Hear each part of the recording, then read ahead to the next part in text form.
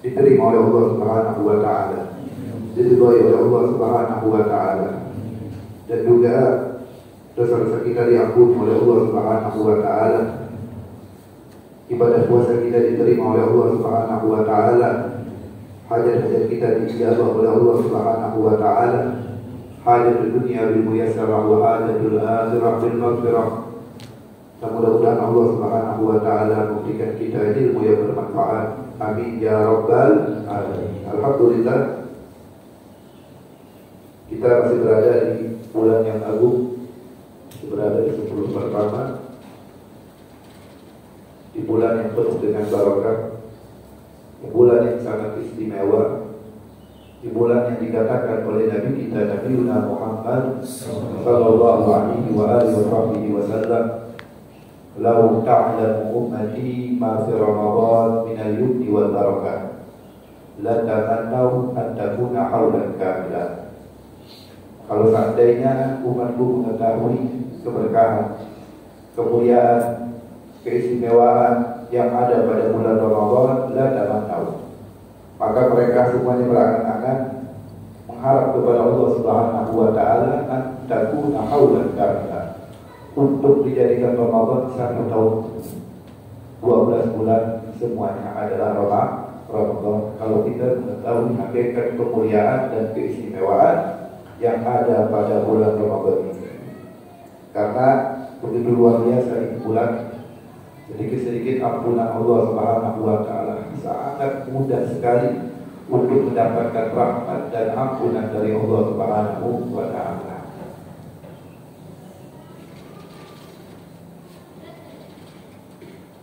Dan juga amal ibadah yang kita lakukan di bulan Ramadan ini, pahalanya akan dilipat gandakan oleh Allah Subhanahu wa taala. Nabi sallallahu alaihi wasallam bersabda, "Man taqarraba fihi bi khairin min khair, kana kaman adda fardhahu fi siwa. Wa man adda fardhahu fihi, kana kaman adda sab'ina fardhahu fi siwa." Barang siapa yang melakukan hal yang sunnah di bulan Ramadan, di Ramadan, maka pahalanya, ganjarannya seperti dia melakukan kewajiban di luar bulan Ramadan. Jadi 2 rakaat sunnah yang kita kerjakan di bulan Ramadan ini seperti kita melakukan 2 rakaat wajib di luar bulan Ramadan. Tapi bagaimana kalau kita mengerjakan yang wajib? Wa man adda fardhahu, kata Nabi. Dan barang siapa yang melakukan hal yang wajib di bulan Ramadan, kana kaman adda sab'ina fardhahu fi siwa, maka ganjarannya, pahalanya seperti dia melakukan 20 kewajiban di luar bulan Ramadan. 2 rakaat subuh yang tadi kita kerjakan seperti kita melakukan 20 subuh di luar bulan Ramadan. Ganjaran, ya pahalanya di sisi Allah Subhanahu wa taala. Karena amal ibadah yang kita lakukan di bulan Ramadan ini, pahalanya dilipat gandakan oleh Allah Subhanahu wa taala. Mungkin di waktu yang berbarakah ini kita akan sedikit membahas tentang sunnahnya puasa. Di antaranya itu adalah as-sahur dan juga al-fitr dan juga bersunnah berbuka. Di sini disebutkan dalam hadis riwayat daripada As-Shaykhan Imam Bukhari dan Muslim, an Anas an Zaid bin Thabit radhiyallahu anhu, dari sahabat Nabi Sayyidina Anas. Yang mana Sayyidina Anas ini dari sahabat Nabi, yang lainnya dari Zaid bin Thabit radhiyallahu anhu, semoga Allah Subhanahu wa taala meridhai keduanya. Kata Sayyidina Zaid, tasahharna ma'a Rasulillah sallallahu alaihi wasallam, kami pernah sahur bersama Nabi sallallahu alaihi wasallam. Tsumma qala ila salat, setelah selesai sahur, kemudian kami bangun untuk mengerjakan salat subuh. Qultu, lalu kata Sayyidina Anas bin Malik kepada Sayyidina Zaid, kam kana bainal adzan wa sahur, berapa ukuran jarak antara adzan dan sahur? Setelah sahur bersama Nabi, kemudian kan sholat. Nah, jaraknya berapa lama antara sahur dan azan? Lalu Sayyidina Zaid bin Thabit radhiyallahu anhu beliau mengatakan qadru 50 ayat, dengan ukuran seperti orang membaca 50 ayat daripada Al-Quran. Ya, perkiraan ya 15 atau 20. Rawahu Muslim. Nah, di sini disebutkan dalam pengertian hadis ini, tasaharna ay akarna mayukal fi waqti sahur. Tasaharna ay kami makan sesuatu yang dimakan di waktu sahur, itu tasahur. Makan sesuatu yang di waktu sahur itu namanya sahur.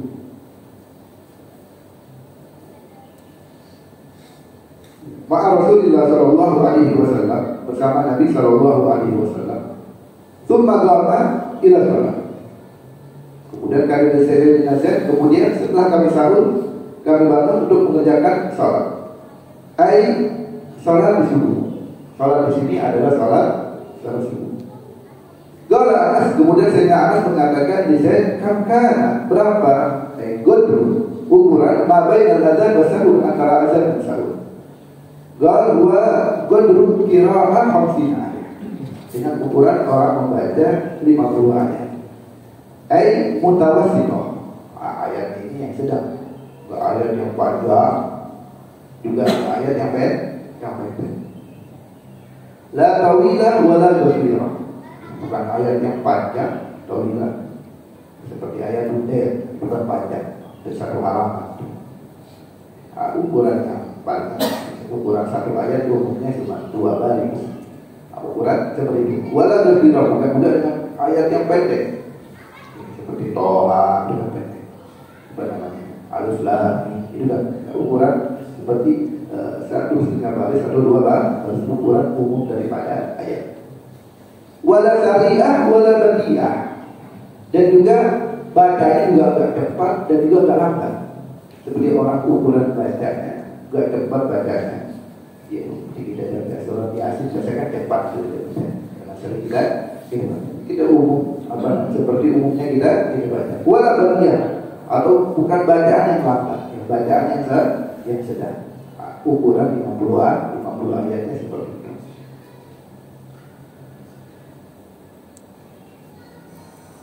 Qala Al-Arif billah Ibn Abi Jamrah fi bayan hikmati dakhil sahur. Al-Arif billah Ibn Abi Jamrah, beliau menjelaskan hikmah tentang mengakhirkan sahur. Kan Nabi sallallahu alaihi wasallam sahurnya ini mengakhirkan, sehingga jaraknya itu hanya 50 ayat dari umum. Di sini dikatakan kana sallallahu alaihi wasallam yanzur ma huwa al-arfaq bi ummatihi fa yaf'al. Adalah Nabi sallallahu alaihi wasallam, beliau melihat mana yang lebih rahmat terhadap iman. Nabi sallallahu alaihi wasallam melihat apa namanya? Karena jiwa Nabi sallallahu alaihi wasallam raufur rahim, punya jiwa yang mana rahmat kepada umatnya. Itu yang dilakukan oleh Nabi sallallahu alaihi wasallam. Li'annahu law lam yatasahhar lattaba'u. Kalau seandainya Nabi tidak sahur, pasti umatnya ikuti. Tapi Nabi sangat rahmat kepada umat. Ya kesian. Ya, kalau Nabi tidak sahur, maka kita sebagai umatnya mengikuti daripada Nabi sallallahu alaihi wasallam. Kita juga tidak sahur. Tapi Nabi sahur, maka kita sebagai umatnya mengikuti Nabi sallallahu alaihi wasallam. Karena Nabi rahmat ya kepada umatnya, sayang kepada umatnya, ya syafaqah kepada umatnya, dia yang enggak memperankan dari umatnya. Nabi sallallahu alaihi wasallam sahur supaya ibadah puasanya tidak berat. Upaya juga ala ba'dihim. Kalau Nabi tidak sahur, maka sebagian dari kita sebagai umat Nabi Muhammad SAW akan merasa berat. Ya, lebih berat untuk melaksanakan ibadah puasa karena tidak sahur. Kemudian juga walau tasahhara fi jawfil lail, lakadha aidan ala ba'dihim mimman yaghlib alaihi naum. Atau Nabi sahur, tapi sahurnya Nabi di tengah malam. jam 12, ya, jam 1, nah ini pengandaiannya dia tahu. Maka sebagian dari umat itu juga berat. Karena memang waktu jam 12 dan 1 itu waktu tidur. Ya, lagi enak tidur, ya, baru tidur 1 jam 2 jam sudah bangun untuk sahur. Bahkan kalau sahurnya di tengah malam, faqad yufdi ila tarki salati subuh di waktiha. Nah, ini bisa orang tersebut ya, meninggalkan sholat subuh di waktunya. Kalau jam 1 dia sahur, kemudian baru dia tidur lagi jam 2 atau jam setengah 3 dia tidur, ya yang ada subuhnya misalnya atau mengerjakan subuh di luar waktunya, atau mengerjakan subuh paling tidak di akhir waktu, tidak di awal waktu. Dan Nabi SAW melihat itu semua. Wafihi, dan juga pada sahur tersebut takwiyatun al-qiyam. Ini bisa orang menguatkan orang yang puasa ya. Di umum dia tidak doa, karena umumnya kita sebagai manusia ini butuh kepada yang namanya makan. Kalau Nabi SAW ya tidak sahur akan berakhir, atau Nabi SAW sahurnya di tengah malam berat. Makanya Nabi SAW sahurnya itu di akhir malam untuk mendekati subuh. Nah, ini Nabi SAW melihat yang namanya arfaq, ya, rahmat dan kasih sayang terhadap umatnya. Ya banyak. Ya di antaranya Nabi tidak mewajibkan siwak karena Nabi rahmat kepada umatnya. Maka Nabi mengatakan laula an asyqa ala ummati la amartu bisiwak di salat. Kalau tidak memberatkan untuk umatku, maka saya akan perintahkan, wajibkan mereka untuk bersiwak sebelum sholat. Tapi Nabi melihat ya, dengan pandangan rahmat Nabi SAW kepada kita, Nabi wajibkan. Ya, kalau wajib akhirnya repot kita. Ya, setiap waktu, setiap hari kita harus membawa yang namanya membawa siwak. Tapi Nabi lihat ini bisa memperankan yang namanya umat. Ya, dalam satu riwayat Nabi SAW, gak ada satu riwayat Nabi itu pernah azan. Karena azan itu kan panggilan. Kalau Nabi azan, maka wajib semua orang itu untuk mengerjakan sholat, untuk memenuhi daripada panggilan azan Nabi SAW. Nah, itu rahmatnya Nabi SAW ya, tidak pernah azan. Ya, banyak daripada rahmat ya Nabi SAW. Ya, sebagaimana Allah katakan wabil mu'minina ra'ufur rahim. Kemudian di hadis yang lain, Anas radhiyallahu anhu qala sallallahu alaihi wasallam tasahharu fa inna fi sahuri barakah. Dari Sayyidina Anas radhiyallahu anhu, Nabi sallallahu alaihi wasallam bersabda, tasahharu, sahurlah, fa inna fi sahur barakah. Sesungguhnya pada sahur itu ada keberkahan. Nah, makanya kita anjurkan untuk sahur, walaupun hanya sebentar, walaupun hanya sedetik itu. Ai tasahharu tanawul ta'am di waktu sahur. Makanlah di waktu sahur, wa huwa qubail subuh, yaitu sebelum subuh.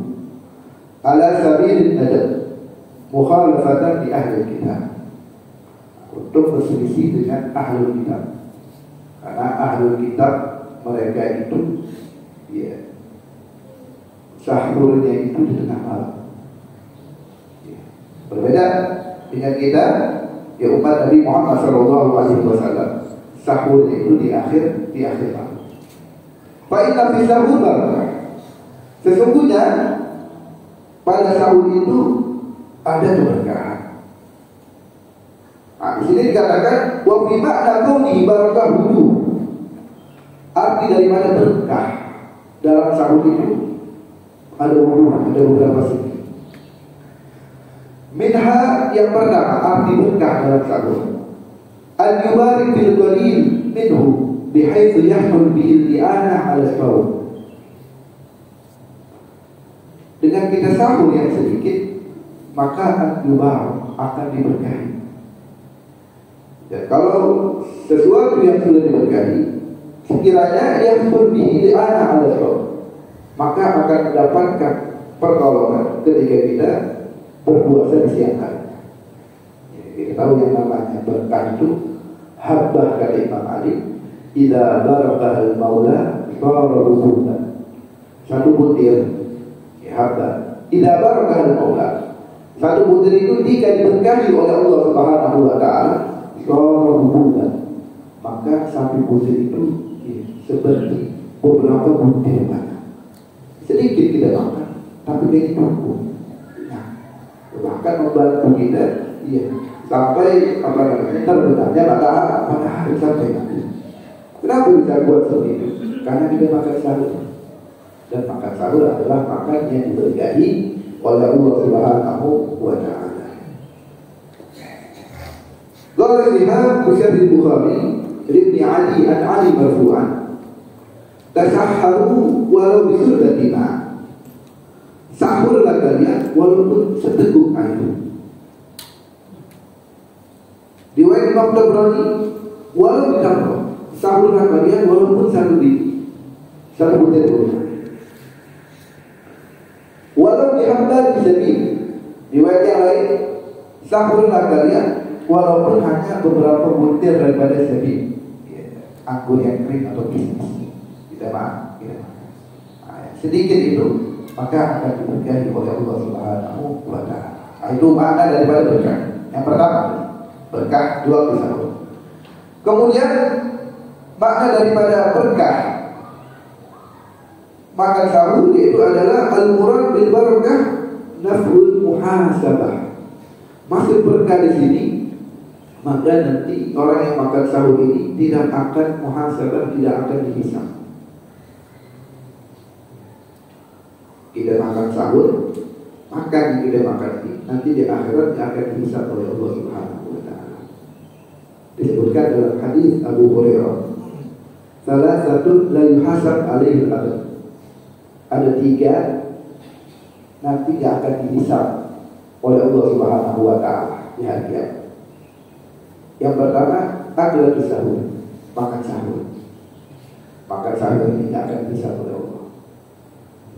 Yang kedua, wa ma'aftara alaihi, makan untuk berbuka puasa.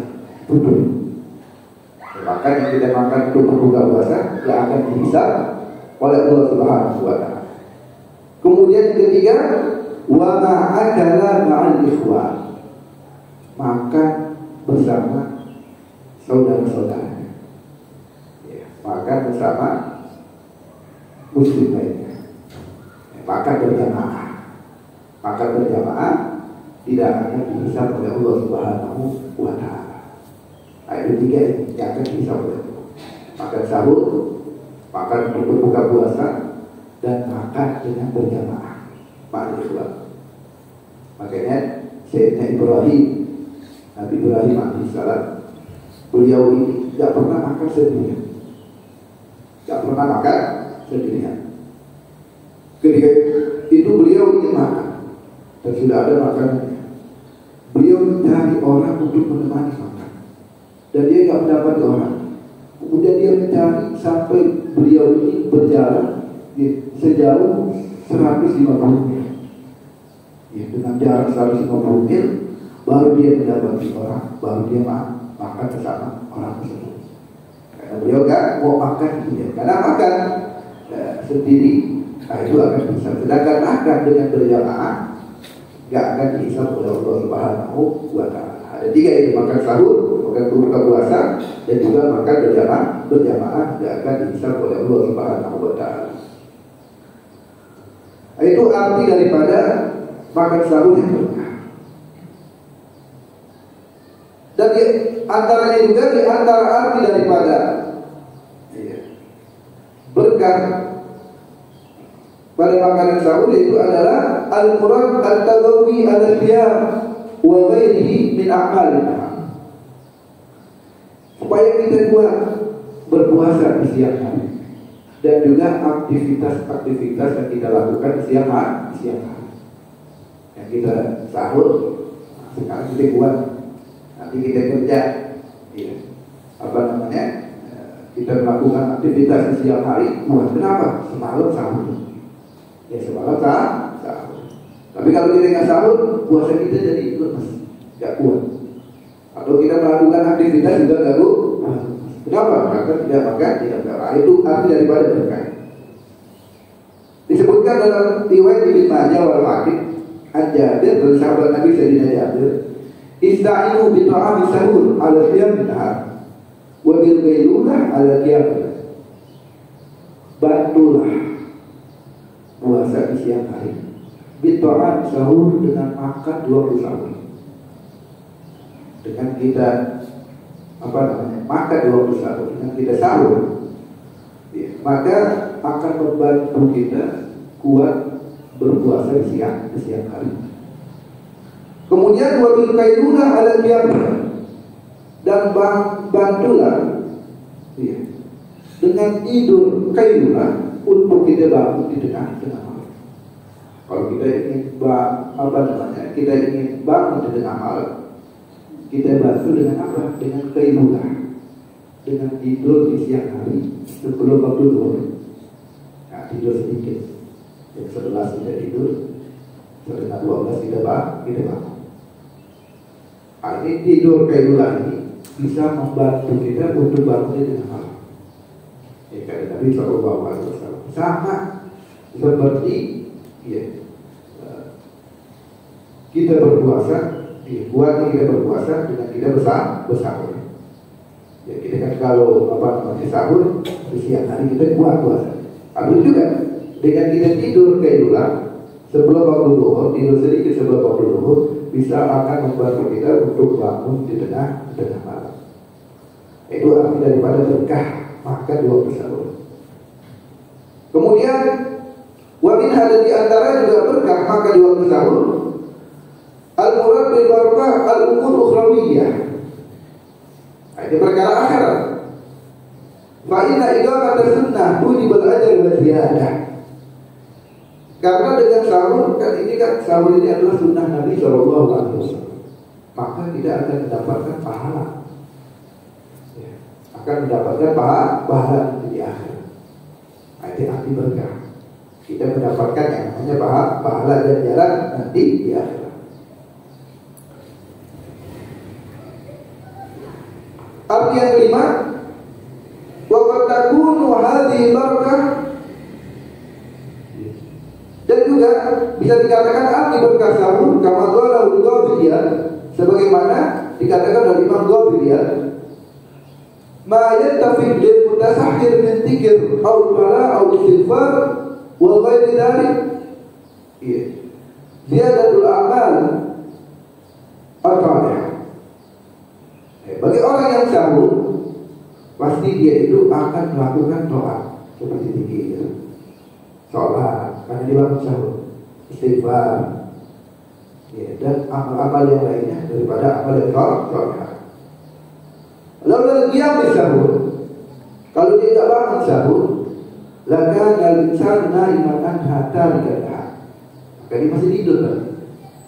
Kalau dia tidur, berarti kan dia tidak sahur. Maka dia akan meninggalkan ibadah, ya, sholat, ya, tahajud, kemudian dia tidak baca istighfar, kemudian dia tidak baca zikir dan sebagainya. Dan juga wajib dunia lisau. Disunahkan untuk kita memperbarui niat puasa. Juga sahur. Ketika kita bangun dari tidur, kita sahur kan, disunahkan untuk sunnahnya ya, untuk yang namanya memperbaruinya. Nawaitu saumawadin, ada pada syahr Ramadan hari sana lillahi ta'ala. Kenapa kita disunahkan untuk memperbaruinya? Liyukhrij man min khilafi man awjaba tajdidaha idza nabala, untuk mengeluarkan khilaf orang yang mewajibkan atau ulama yang mewajibkan untuk memperbarui niat idza nabala, jika dia sudah tidur setelahnya. Nah, Kita kan setelah tarawih kita niat. Kemudian jam 11 kita tidur. Kita bangun waktu sahur. Ada pendapat ulama. Ada pendapat sebagian ulama, walaupun pendapat yang gak kuat, tapi ada pendapat ulama yang mengatakan kalau dia sudah tidur berarti dan niatnya tadi sudah habis. Karena kan udah golden, udah besok. Nah, itu subhanallah. Kalau dia udah tidur kemudian dia bangun tengah malam jam 3 di waktu untuk sahur, berarti niatnya yang tadi sudah hilang. Jadi ada pendapat ulama seperti itu. Makanya dianjurkan, diharuskan kata ulama ini untuk memperbarui ini, supaya amal ibadah kita ini diterima oleh pendapat semua ulama. Dianjurkan, disunahkan untuk kita. Ini sunnah aja. Tapi kalau sudah habis tarawih sudah cukup. Tadi sahur kita gak niat, sudah cukup. Tapi sunnah aja. Sunnah untuk kita memperbarui niat lah. Untuk apa? Untuk keluar daripada khilaf. Jadi amal ibadah kita ini supaya diterima oleh pendapat semua ulama. Kemudian hadis selanjutnya Sahal bin Sa'ad As-Sa'idi radhiyallahu anhu, dari sahabat Nabi Sahal bin Sa'ad As-Sa'idi, semoga Allah meridhai keduanya. Anna Rasulullah sallallahu alaihi wasallam berkata, bahwasanya Nabi sallallahu alaihi wasallam bersabda, la yazalu an-nasu bi khair ma ajjalu al-fitr. Senantiasa manusia itu dalam kebaikan selama mereka itu bersegera dalam berbuka. Segera dalam berbuka. Rawahul Imam Malik bin Muwatta wa Syaikhan. Ini hadis diriwayatkan Imam Malik dalam kitabnya Muwatta wa Syaikhan dan Bukhari dan Muslim. Zada Ahmad. Dari hadis riwayat Imam Ahmad ditambah lagi. Ya, la yazalu an-nasu bi khair ma'dul fitr, ditambah apa? Min hadis Abi Dzar. Dari hadis Abu Dzar wa akhir sahur. Senantiasa manusia itu dalam kebaikan selama mereka itu segera dalam berbuka dan mengakhirkan sahur. Nah, kalau tadi kan sahur dianjurkan untuk diakhirkan, mendekati subuh. Tapi ketika berbuka ditunahkan untuk takjil, untuk bersegera dalam berbuka. Sudah besar, sudah terbenam matahari, dianjurkan untuk kita segera dalam berbuka. Nah, ini maknanya hadis ini. Di riwayat yang lain dari Abu Dawud, riwayat dari Abu Hurairah, la yazalu an-nasu bi khair ma ajjalu an-nasu fitr. Senantiasa manusia itu dalam kebaikan selama mereka itu segera dalam berbuka. Li'anna al-yahud wa an-nasara yuakhiruna al-fitra ila dhuhurihim. Karena orang-orang Yahudi dan Nasara, mereka itu menunda untuk berbuka sampai kapan? Bila zuhurin aja, sampai kelihatan bintang. Udah nampak bintang di langit baru mereka berbuka. Kita mukhalafah mereka untuk berselisih, untuk berbeda dengan mereka. Sudah terbenam matahari, segera kita langsung berbuka. At-ta'jil, syaratnya disebutkan bersegera dalam berbuka masruh disyaratkan bidayat budi burung dengan kita yakin terbenamnya matahari. Harus sampai yakin dulu. Walaupun sudah azan, tapi kalau belum yakin, harus yakin. Kalau sudah yakin terbenamnya matahari, baru kita berbuka. Walaikum fitru man syakka fil ghurub. Dan tak boleh kita berbuka kalau kita ragu apakah matahari ini sudah tenggelam atau belum. Ya, kalau kita lihat, ya. Di jadwal, ya, contohnya 18.10 contohnya terbenam matahari masuk waktu maghrib. Lalu kita lihat di Mesir 18 atau 8 udah apa namanya azan. Nah, kita kan ya, tahunya hurufnya ini 18 atau 10. Karena belum yakin, jangan kita berbuka. Ya sampai kita yakin untuk apa namanya setelah terbenam matahari baru kita berbuka.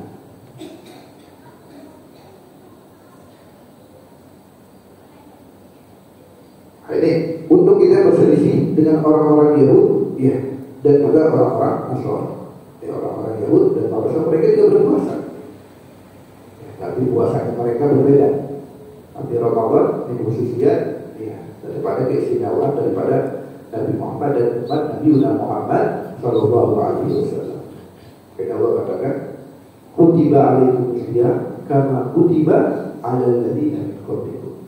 Diwajibkan untuk kalian berpuasa sebagaimana diwajibkan ya ada ladina orang-orang yang sebelum kalian, yang orang-orang Yahudi dan juga orang-orang Nasrani. Akan tetapi puasa mereka berbeda. Mereka puasa juga, tapi puasa mereka berbeda, bukan Ramadan. Tapi Ramadan adalah muslimiyat umat Muhammad sebagaimana dikatakan oleh Al-Imam As-Suyuti.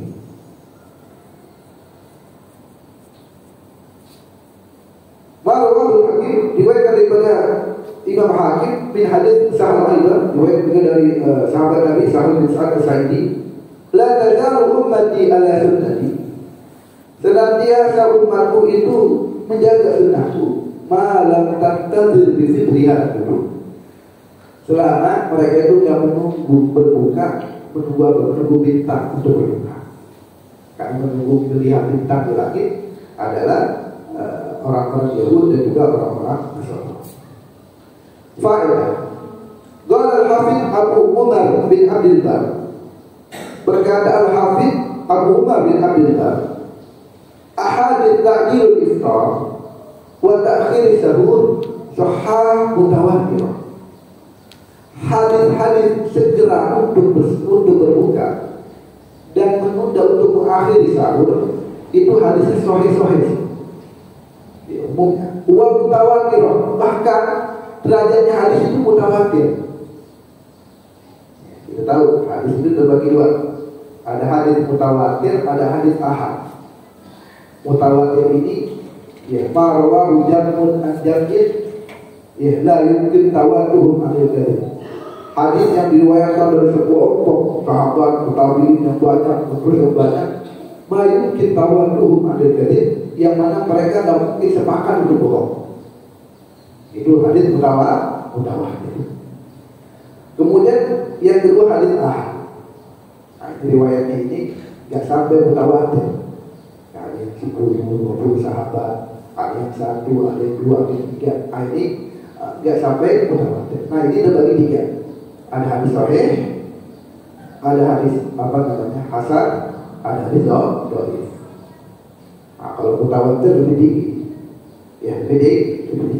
Nah, sedangkan hadis ya, untuk segera untuk berbuka dan mengakhirkan sahur, sahih, banyak yang sahih, bahkan mutawatir. Wa inda Abdul Razzaq wa ghairihi bi isnad sahih. Riwayat daripada Abdul Razzaq dan lainnya dengan sanad yang sahih. An Ibnu Umar dari Sayyidina Abdullah bin Amr bin Amr bin Maimun al-Audi qala kana ashabu Muhammadin sallallahu alaihi wasallam sar'an nas iftaran wa abta'ahum sahura. Adalah para sahabat Nabi sallallahu alaihi wasallam, mereka adalah orang yang paling segera, paling cepat untuk berbuka, para sahabat.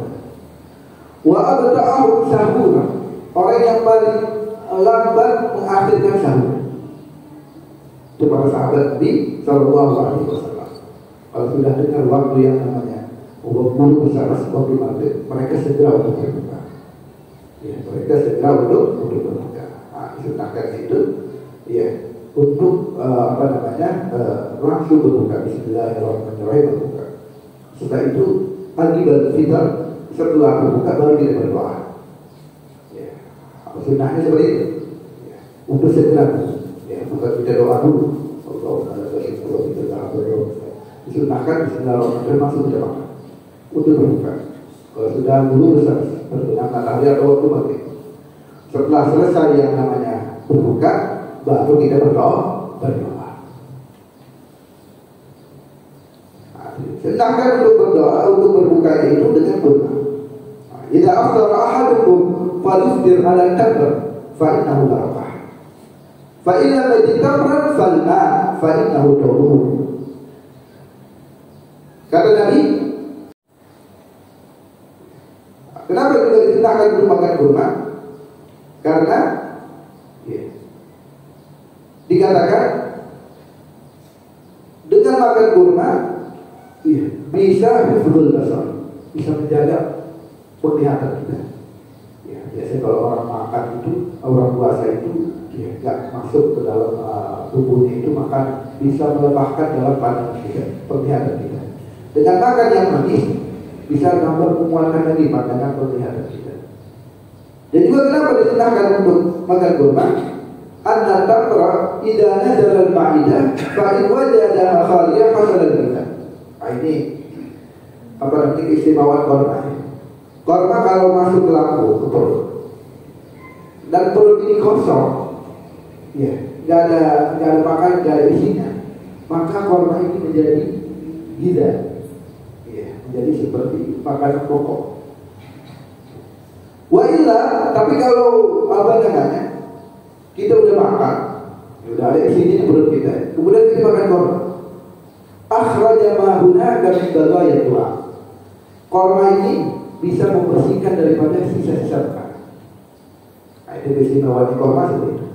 Kalau perut kita kosong, kurma itu bisa berganti sebagai makanan pokok kita. Tapi kalau perut kita udah ada makanannya, udah ada isinya, kurma itu dapat membersihkan sisa-sisa makanan yang yang ada di perut kita. Nah, makanya mana yang lebih afdal, air zam-zam atau kurma? Kali ini ulama berpendapat yaitu adalah kurma itu. Ketika di Mekah atau apa, tidak ada air zam-zam atau kurma, kita dahulukan kurma dulu ketika berbuka berpuasa. Kenapa kata ulama? Karena Nabi kan ketika beliau Ahlul Fatah, itu melaksanakan Ahlul Fatah di menaklukkan kota Mekah itu di bulan Ramadan, itu gak ada satu riwayat yang mengatakan Nabi SAW berbuka mendahulukan air zam-zam dulu baru makan. Tapi Nabi SAW mendahulukan kurma dulu baru air zam-zam. Nah, ini faedah yang terakhir, ujian Nabi SAW. Pernah Nabi SAW diberi kurma, fakana ya'kul, kemudian Nabi makan kurma. Wa yulqin nawa, kemudian Nabi membuang biji kurma baina isba'aihi, di antara dua jari-jarinya, yang zahir, yang di luar. Wa ijma' baina sabab wal wusta, dan ditaruhnya itu antara telunjuk dan juga jari tengah. Jadi ketika kita makan kurma, ini biji kurma itu bukan kita ambil seperti baru kita buang, tapi Nabi SAW meletakkan biji kurma ini di antara jari telunjuk sama jari tengah, bagian dua. Kemudian baru biji kurma ini dibuang, diletakkan. Ini sunnah daripada Nabi Muhammad SAW. Ya, mudah-mudahan sedikit insyaallah bermanfaat. Mudah-mudahan Allah Subhanahu wa taala memberkahi kita, keluarga kita di bulan Ramadan ini. Dan mudah-mudahan Allah Subhanahu wa taala berikan rahmat dan ampunan kepada kita. Mudah-mudahan Allah Subhanahu wa taala berikan kita pada Lailatul Qadar, mendapat kebaikan itu menyandar dibebaskan dari belenggu api neraka Allah Subhanahu wa taala. Allahumma fariqal furqan wa munzilal Qur'an bil hikmah wal bayan. Barikillahumma lana fi syahri Ramadan, barikillahumma lana fi syahri Ramadan, barikillahumma lana fi syahri Ramadan. Wa sallallahu ala sayyidina Muhammadin wa ala alihi wasallam. Alhamdulillahi rabbil alamin. Hadza billahi wa bikum. Wassalamu alaikum warahmatullahi wabarakatuh.